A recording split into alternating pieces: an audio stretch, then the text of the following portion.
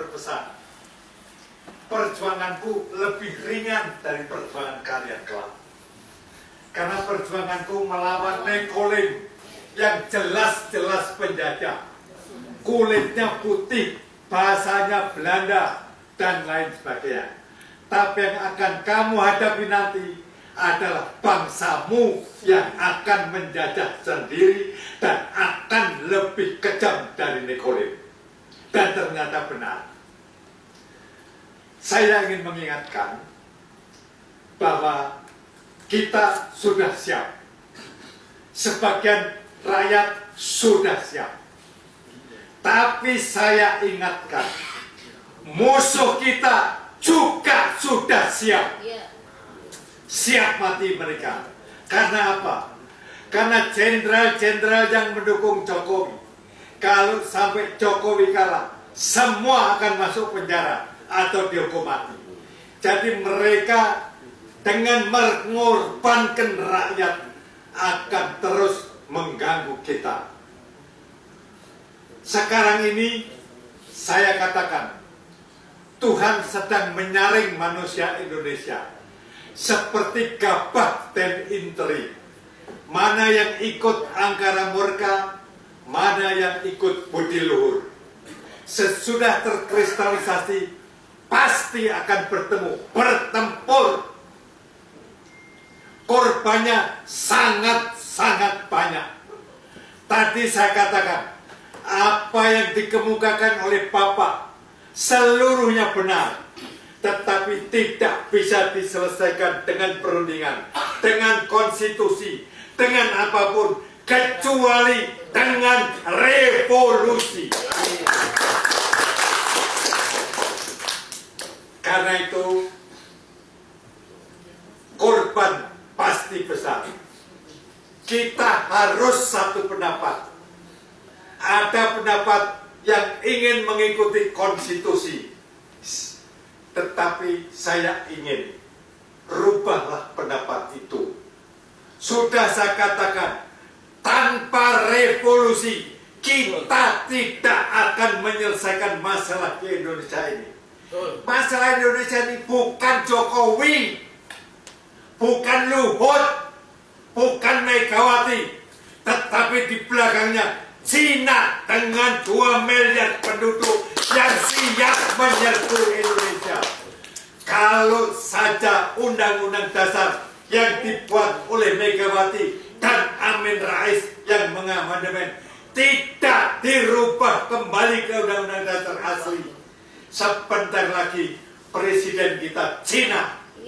Dan kalau presiden kita Cina, separuh menterinya Cina yang penting-penting, kita cuma kebagian menteri perempuan, menteri apa yang tidak penting-penting. Dan kita dalam 10 tahun akan menjadi bangsa terjajah seperti aborigin di Australia, seperti Indian di Amerika. Karena itu tidak ada jalan lain kecuali revolusi, dan jangan menghitung korban. Korban pasti besar. Joyoboyo mengatakan, wong Jawa garis separuh, Cina garis sajodo. Itu korbannya. Kalau kita tidak berani korban, mundur saja. Menjadi bangsa terjajah, menjadi aborigin di negeri tersendiri. Sangat-sangat parah. Tetapi itu adalah kehendak Tuhan. Tuhan akan memenangkan budi luhur, karena tentara Allah akan berada di pihak kita. Dan Tuhan akan membantu kita dengan bencana yang maha dahsyat yang belum pernah terjadi di dunia ini, untuk menghancurkan angkara murka.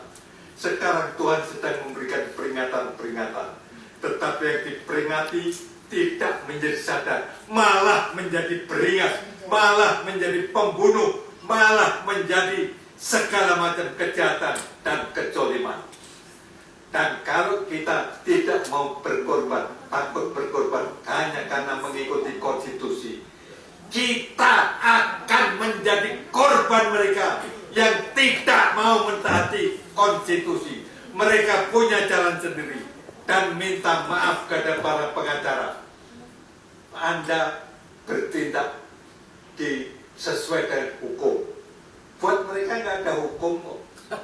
Buat mereka kekuasaan yang berlaku. Mereka memang ada hukum yang mengatakan hak rakyat untuk mengemukakan pendapat dan pikiran baik lisan maupun tidak. Mereka tidak peduli.